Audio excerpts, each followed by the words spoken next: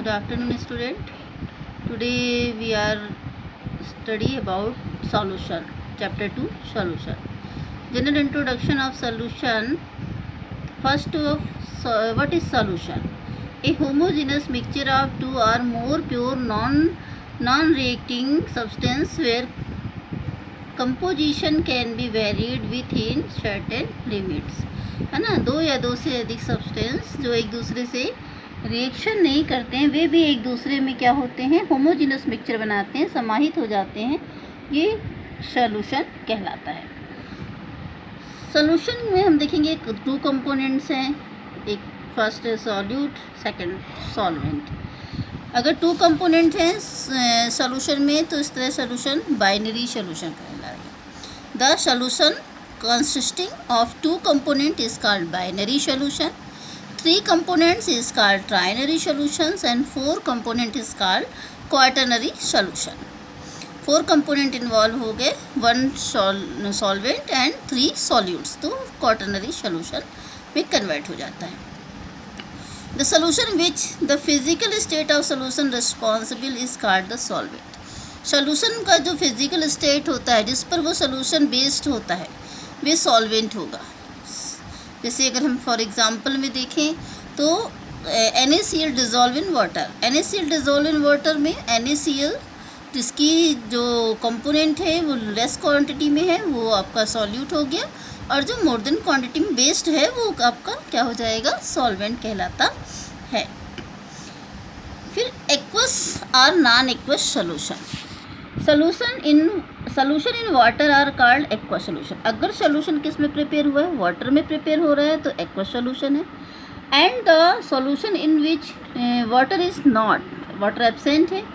Solvent में use of solvent such as benzene, carbon tetrachloride, ethanol, है ना, so solution is called non aqueous solution. ठीक, फिर कुछ बेसिस है सॉल्यूशन के लिए, टाइप्स ऑफ सॉल्यूशन में गैसियस सॉल्यूशन। फर्स्ट है gaseous solution, gas mixed with gas, मतलब गैस सॉल्यूट भी है, गैस सॉल्वेंट भी है, दोनों solute and solvent, two components are gases. Mixture of oxygen and hydrogen gas, mixture of air, mixture of carbon dioxide oxygen gas, mixture of nitrogen oxygen carbon dioxide, such as ये सभी कैसे हैं, mixture of gases, ये आपका हो गया solution of gas in gas. Second है liquid in gas, solute liquid है और सॉल्यूशन गैस, तो प्रेजेंस लिक्विड सॉल्यूट है और गैस सॉल्वेंट है, मतलब gas in liquid. Chloroform mixed with nitrogen gas, chloroform को यदि नाइट्रोजन गैस में मिक्स किया जाए तो ये क्या हो जाएगा, गैस यहाँ पे क्या हो गई, नाइट्रोजन गैस सॉल्वेंट और क्लोरोफॉर्म लिक्विड है जो कि गैस में लिक्विड इन्वॉल्व है। दूसरा humidity in air, humidity in air में टोटल एटमॉस्फेयर एयर है, उसमें सम अमाउंट में वाटर इन्वॉल्व है, ह्यूमिडिटी ऑफ एयर। थर्ड है solid and solvent gas, camphor in nitrogen gas, dust और स्मोक। तो जैसे यहाँ पे क्या है, सॉल्वेंट गैस है, नाइट्रोजन गैस यहाँ हो गई सॉल्वेंट और सॉलिड हो गया camphor, camphor in nitrogen gas, और डस्ट इन स्मोक, तो डस्ट इन स्मोक, स्मोक हो गया गैस और गैस में सॉलिड हो गई डस्ट पार्टिकल। सेकेंड है लिक्विड सोल्यूशन। लिक्विड सोल्यूशन यहाँ पे हम देखेंगे लिक्विड मेन बेस है, सॉल्वेंट है लिक्विड और सॉल्यूट है गैस। लिक्विड के अंदर गैस इन्वॉल्व है, जैसे oxygen dissolve in water, water में जैसे सी वाटर है, सी वाटर में oxygen dissolve in sea water, oxygen dissolve in river water, तो कितना ऑक्सीजन गैस इसमें डिजॉल्व है, ये हो गई liquid in gas. Second liquid in liquids, both solute and solvent both are liquid, दोनों लिक्विड है, जैसे ethanol dissolve in water, ethanol को वाटर में डिजॉल्व कर लिया। ठीक है, थर्ड है सॉलिड लिक्विड, तो यहाँ पे लिक्विड है सॉल्वेंट और सॉल्यूट क्या है सॉलिड, जैसे glucose dissolve in water, NaCl dissolve in water, ये आपका हो गया सॉलिड इन लिक्विड। फिर इसके बाद आता है सॉलिड सॉल्यूशन। सॉलिड सॉल्यूशन मतलब आपका जो बेस है, जो सॉल्वेंट है, वो सब कैसे स्टेट में होगा, सॉलिड स्टेट में होगा, और सॉल्यूट की जो कंडीशन है वो चेंज हो रही है, तो सॉलिड इन गैस, सॉलिड में गैस डिजॉल्व है तो सॉलिड के अंदर गैस डिजॉल्व हो रही है, तो जैसे hydrogen solution of hydrogen in palladium. Palladium catalyst as a catalyst use हो रहा है। कैटलिस्ट पर हाइड्रोजन एड्जॉर्ब हो सकती है, इसलिए हाइड्रोजन को रोकने के लिए, एड्जॉर्ब करने के लिए सॉलिड में पैलेडियम का यूज़ होता है। तो palladium, solution of hydrogen in palladium. Second, liquid and solid, amalgam of mercury with sodium. तो मर्करी अमलगम की अगर हम बात करें तो यहाँ पे क्या है, सोडियम सॉलिड स्टेट में है और मर्करी लिक्विड है। तो मर्करी सोडियम जब मिक्स होते हैं तो सोडियम की क्वांटिटी अधिक होती है, इसलिए सोडियम सॉल्वेंट हो गया और मर्करी क्या हो गया, उसमें सॉल्यूट हो गया। तो मर्करी और सोडियम अमलगम जो है वो इसका एग्जाम्पल हो गया। और थर्ड है सॉलिड इन सॉलिड। सॉलिड का सॉलिड से सोल्यूशन प्रिपेयर करना, तो ये हो गया copper dissolve in gold alloy, bronze alloy. जितने भी एलॉय बनते हैं उन सभी में एक सॉलिड दूसरे सॉलिड के साथ मेल्टेड कंडीशन में मिक्स होता रहता है। तो इस जितने भी एलॉय है, कॉपर गोल्ड ब्रॉन्ज, जो भी एलॉय है तो सभी कैसे हैं, सॉलिड और सॉलिड के मिक्सचर होते हैं, सॉलिड में सोल्यूशन होते हैं। ये तो थे जनरल, हम उनके स्टेट पर बेस्ड हम इस तरह से उनके 9 पार्टिकल्स में उनको डिवाइड कर दिए। अब इसके आते हैं basis of concentration. Concentration, what is concentration? तो कंसंट्रेशन क्या हो जाएगा, डिजॉल्व इन मोल्स इन पर ग्राम पर लीटर। कितने ग्राम पर लीटर में मोल्स की क्वांटिटी यहाँ पर डिजॉल्व है, वो उसकी कंसंट्रेशन कहलाती है। तो यहाँ पे हम कंसंट्रेशन पर बेस्ड इसे 5 टाइप में डिवाइड करते हैं। फर्स्ट है concentrated solution. Concentrated solution is the solution containing much more quantity of solutes, जिसमें ज़्यादा से ज़्यादा सोल्यूट की क्वांटिटी होती है, वो कंसंट्रेटेड सोल्यूशन हो गया। दूसरा है dilute solution, the solution containing less quantity of solute, जितना कम से कम सोल्यूट है वो डाइल्यूट सोल्यूशन हो गया। Saturated solution, saturated solution, the solution in which no more solute can be dissolved at the particular temperature is called saturated। एक particular temperature में और अधिक सॉल्यूट उसमें डिजॉल्व नहीं किया जा सकता, वे आपका हो गया saturated solution. Unsaturated solution, the solution in which more amount of solute can be dissolve at the particular temperature is called unsaturated solution. एक पर्टिकुलर टेम्परेचर पर उसमें और सॉल्यूट डिजॉल्व किया जा सकता है, मतलब ये डाइल्यूट के जैसा है, उसमें और डिजॉल्व किया जा सकता है, तो ये क्या हो गया, अनसैचुरेटेड, और सॉल्यूट उसके अंदर आ सकता है। और सुपर सैचुरेटेड सोल्यूशन, तो इन अनस्टेबल स्टेट होती है सॉल्यूशन की, contains more amount of solute than saturated solution is called super saturated solution. यहाँ पर और अधिक कंडीशन में सॉल्यूट डिजॉल्व नहीं किया जा सकता, ये super saturated condition. But the excess of solute crystallize back, अगर हम टेम्परेचर को थोड़ा इंक्रीज कर दें, बढ़ा दें, तो थोड़ी क्वांटिटी में सॉल्यूट डिजॉल्व हो जाएगा। बट जैसे जैसे टेम्परेचर कूल होगा, ठंडा होगा, ये एक्सेस सॉल्यूट फिर से क्रिस्टलाइन कंडीशन में बाहर आ जाएगा। ये क्रिस्टलाइन कंडीशन में बैक हो जाता है, ठंडा होने पे बाहर आ जाता है, ये सुपर सैचुरेटेड कंडीशन होती है। तो ये 5 टाइप की बेसिस ऑफ कंसंट्रेशन है। अब इसके बाद है मेथड, हम किन किन मेथड से सोल्यूशन की क्वांटिटी को मेज़र कर सकते हैं, उसे किस प्रकार से वेरीफाई कर सकते हैं, उसके लिए अलग अलग टाइप है, उसकी सबकी डेफिनेशन आपको पढ़नी। तो सबसे पहले है कंसंट्रेशन ऑफ सोल्यूशन, तो the amount of solute dissolve in given amount of solution, कितनी क्वांटिटी में सॉल्यूट अब दिए गए सॉल्वेंट के अंदर डिजॉल्व है, वो सॉल्यूशन कहलाता है। इसे हम सॉल्यूशन की स्ट्रेंथ पावर भी कहते हैं। तो एक्चुअली स्ट्रेंथ ऑफ सॉल्यूशन को हम डिफाइन करेंगे, तो कैसे डिफाइन करेंगे, amount of solute in gram present in 1 litre. हम सॉल्यूशन को 1 लीटर में लेते हैं, यूनिट इसकी 1 लीटर है। तो amount of solute in gram में 1 लीटर में कितने ग्राम डिजॉल्व है, तो स्ट्रेंथ हो गई mass of the solute in gram divide by volume of solution in litre. Mass of the solute in gram में लिया है, तो ग्राम, और वॉल्यूम किस में लिया है, लीटर में, तो यूनिट क्या हो गई, ग्राम लीटर इनवर्स। यूनिट क्या हो गई, ग्राम लीटर इनवर्स। अब इस पर बेस्ड, स्ट्रेंथ पर बेस्ड हम इसे 8 टाइप में डिवाइड करते हैं, percentage, molality, normality, formality, mole fraction, mass fraction and parts पर मिलियन। तो इसमें सबसे पहले हम देखेंगे percentage. percentage, this can be expressed the percentage by mass, percentage by volume, component पर 100 ग्राम पर सॉल्यूशन। मतलब मास परसेंटेज का मतलब क्या है?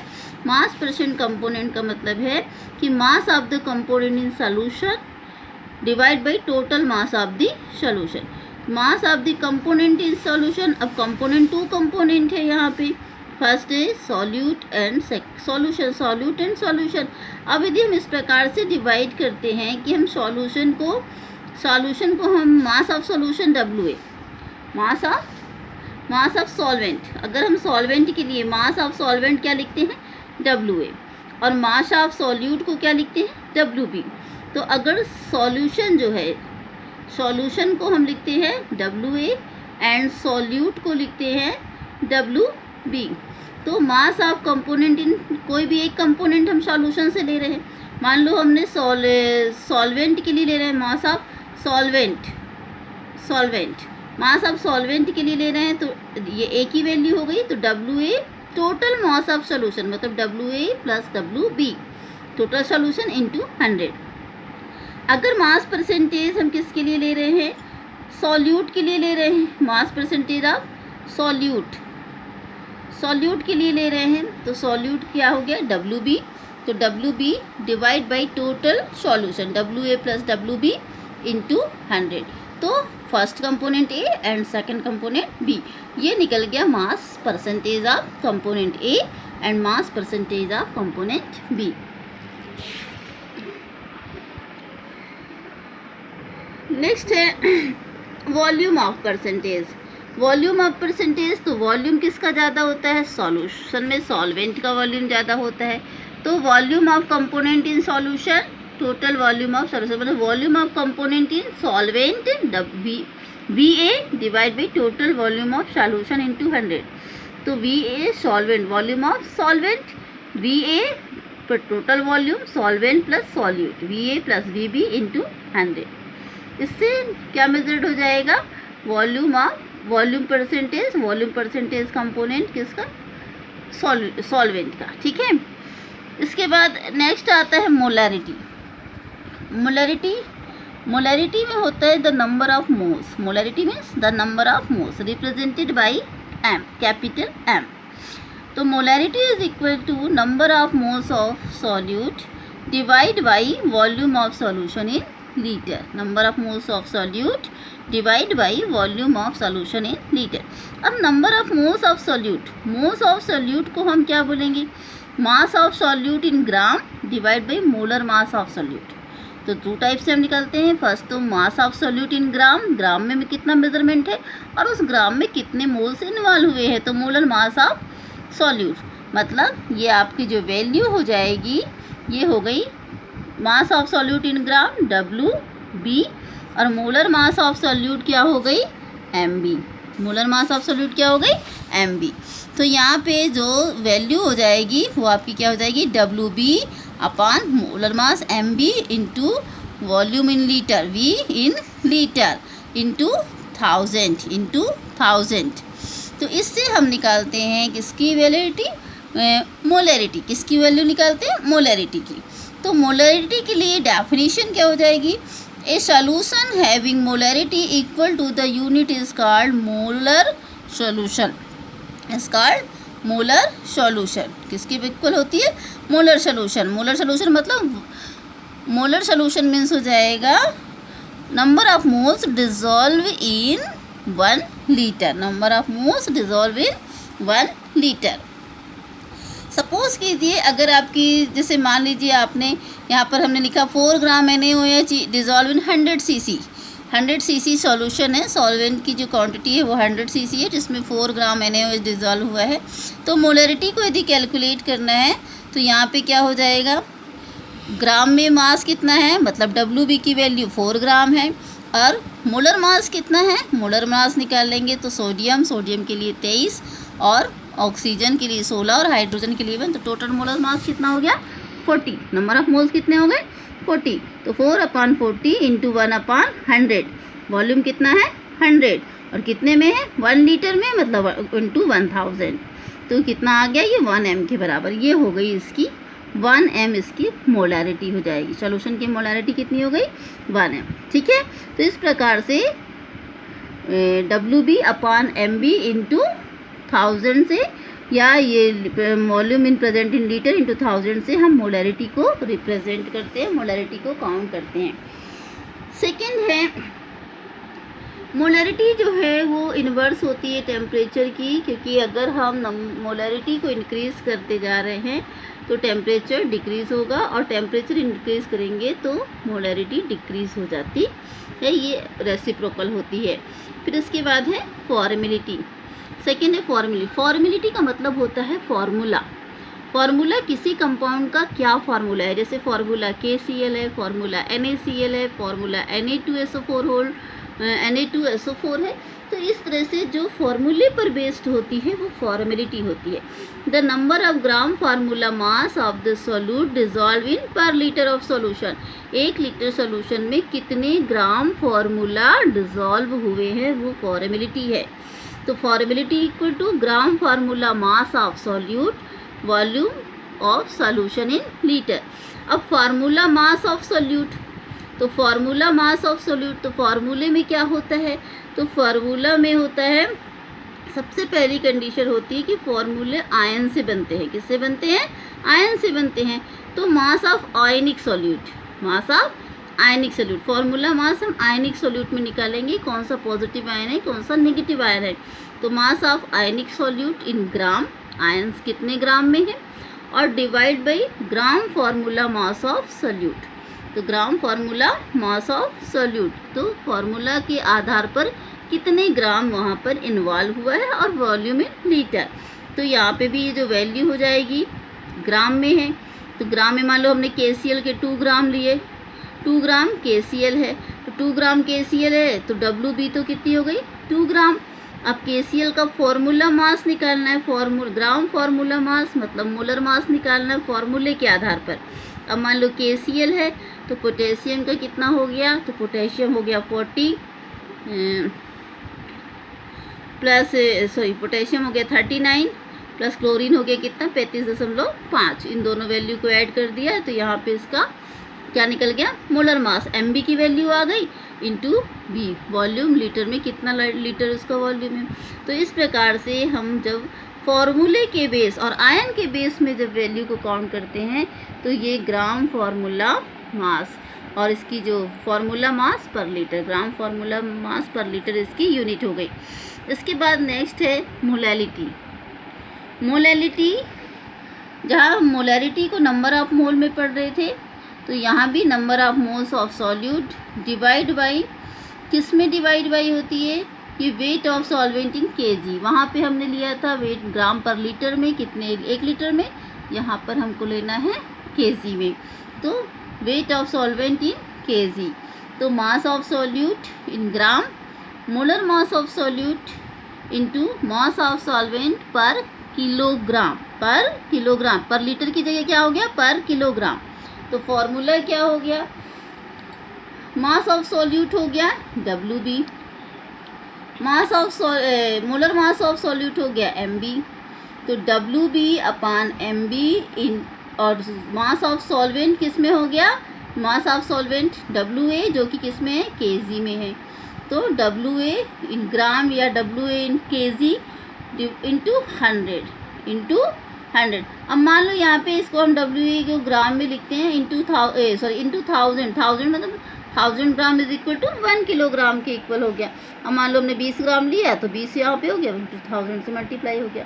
तो ग्राम मोलर मास पर किलोग्राम, किलोग्राम में कितने मोलर मास सॉल्यूट के ग्राम में डिजॉल्व है उन्हें हम कहते हैं क्या, मोलैलिटी। क्या कहते हैं, molality. Molality denoted by small m, किससे शो होती है, स्मॉल m से शो होती है। फॉर एग्जाम्पल के लिए अगर देखें, dissolve in 4 gram NaOH in 100 gram of water. 4 gram NaOH dissolve है किसमें, 100 ग्राम ऑफ वाटर में। तो यहाँ पे WB कितना है, 4 ग्राम है ना, MB कितना हो गया 40, WB हो गया 4 ग्राम, MB हो गया 40 है ना, मोलर मास हो गया 40, फिर WA कितना हो गया 100 ग्राम डिजॉल्व है तो 100, और इंटू 1000, तो 1000 यहाँ पे टोटल वॉल्यूम हम किस में केजी में मेज़र कर रहे हैं, इसलिए इंटू केजी। तो 1 m यहाँ पे इसकी क्या हो गई, मोलैलिटी हो गई। ठीक है, नेक्स्ट इसके बाद आता है नॉर्मेलिटी।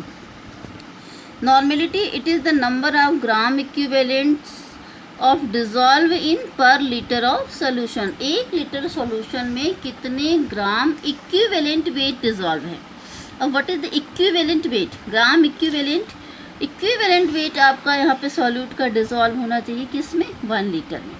अब इक्विवेलेंट वेट डिफरेंट कंपाउंड के लिए डिफरेंट होता है। जैसे यहाँ पर अगर हमको निकालना है कॉन्सेप्ट, अगर हमको पता करना है, मान लीजिए कोई एलिमेंट है, जैसे सोडियम एलिमेंट है, तो एलिमेंट का इक्विवेलेंट वेट क्या होता है, एटॉमिक मास बटे valency, atomic mass divide by valency. मान लीजिए हम सोडियम का निकाल रहे हैं, तो सोडियम के लिए उसका एटॉमिक मास कितना हो गया, सोडियम का 23 और वैलेंसी कितनी होगी 1, तो इक्विवेलेंट वेट कितना हो जाएगा सोडियम के लिए 23। ठीक है, फिर इसी तरह से मान लीजिए हमको यहाँ पे निकालना है अमोनिया का, अमोनिया के लिए इक्विवेलेंट वेट निकालना है, तो अमोनिया में नाइट्रोजन के लिए कितना हो गया 14, हाइड्रोजन के 3 मॉलिक्यूल है 3, तो 14 + 3 हो गया, तो ये हो गया NH3 के लिए इक्विवेलेंट मास ऑफ NH3 में N का कितना है, तो N का 14 है, और N की वैलेंसी कितनी है, तो अब अगर हम NH3 को डिवाइड करते हैं तो N पर कितनी आती है, तो NH3 सोडियम नाइट्रोजन का हाइड्राइड है, तो N पर वैलेंसी हो गई +3 और H पर हो गई -3 अमोनिया पे। ठीक है, तो इस प्रकार से अमोनिया के केस में अगर हम देखते हैं NH3 की जो वैल्यू होती है उसके लिए वैलेंसी कितनी हो गई 3, तो 14/3। N2O5 में N के लिए कितनी हो गई, N के लिए उसका एटॉमिक मास 14 होता है, लेकिन वैलेंसी कितनी हो गई 5 हो गई, क्योंकि वो 5 मॉलिक्यूल ऑक्सीजन गैस से शेयरिंग करते हुए ऐड है, तो 5 हो गई।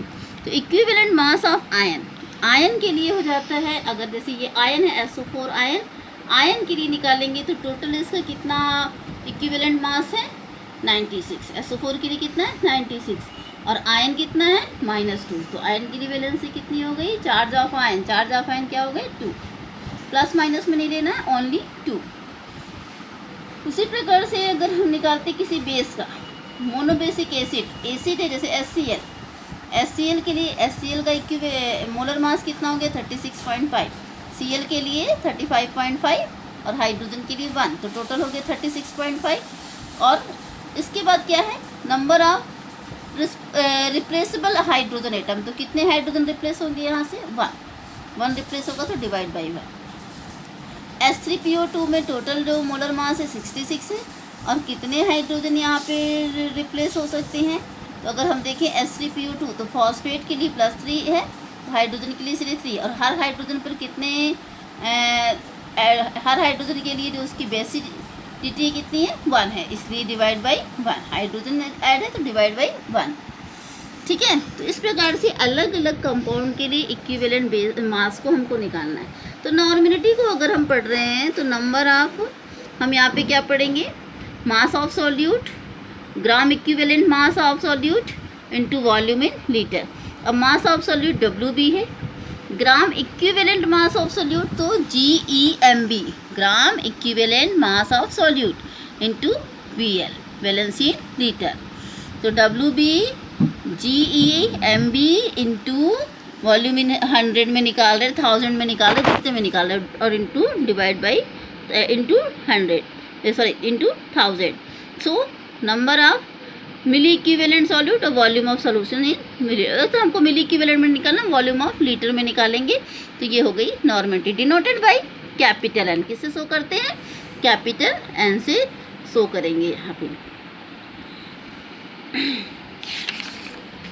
इसके बाद नेक्स्ट है मोल फ्रैक्शन।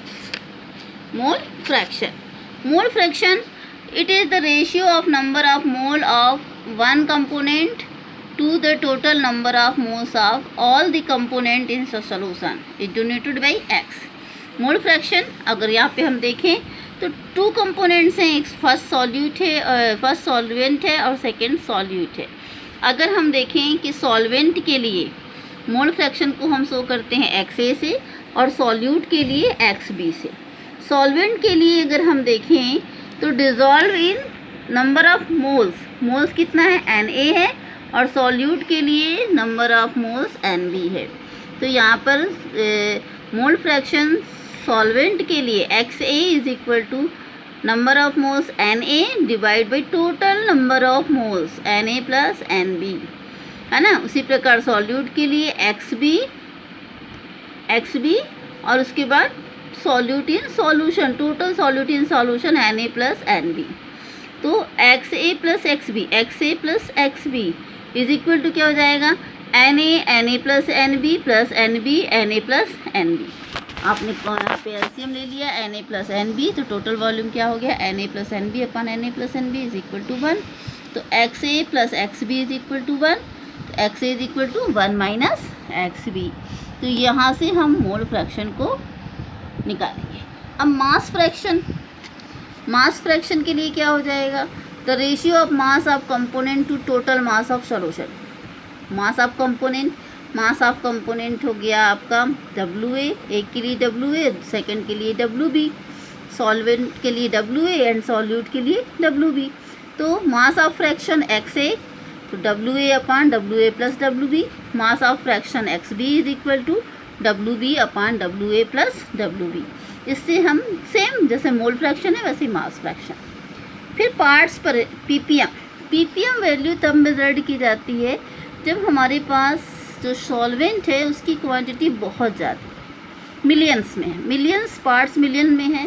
जैसे फॉर एग्जांपल के लिए अगर आपसे कहा जाए कि एटमॉस्फेयर में रेशियो ऑफ ऑक्सीजन गैस को मेजर्ड करो, कितनी ऑक्सीजन डिज़ोल्व इन एटमॉस्फेयर, तो हम यहाँ पर इसको ऑक्सीजन को या oxygen gas dissolve in sea water, ऐसे केस में हम सी वाटर को कैलकुलेट नहीं कर सकते या एटमॉस्फेरिक गैसेस को हम कैलकुलेट नहीं कर सकते, बहुत हाई रेंज है।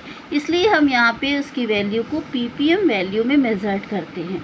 तो when the solute presented in very minute amounts of the concentration of expected parts पर मिलियन, बहुत छोटी क्वांटिटी में जब हम उसको मेजर्ड कर रहे हैं तो उसे हम पीपीएम, एक छोटा अमाउंट लेके मेज़र कर रहे हैं तो उसे हम पार्ट्स पर मिलियन में शो करते हैं। जैसे हमने सी वाटर ले ली थोड़ी सी, कितनी सी वाटर यूज़ की, मान लीजिए हमने 1 cc यूज़ की, 10 cc यूज़ की, तो 10 cc वाटर में कितना ऑक्सीजन डिज़ोल्व है या 10 cc एयर में कितनी ऑक्सीजन डिज़ोल्व है।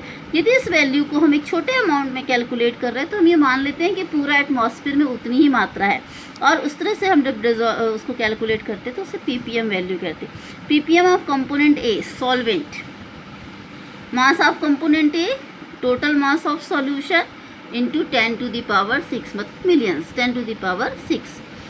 पीपीएम कंपोनेंट ए, तो वॉल्यूम ऑफ कंपोनेंट ए, जैसे हमने निकालना है वॉल्यूम ऑफ ऑक्सीजन गैस निकालना है सी वाटर में, तो volume of oxygen gas, total volume of solution, total sea water का solution into 10 to the power 6।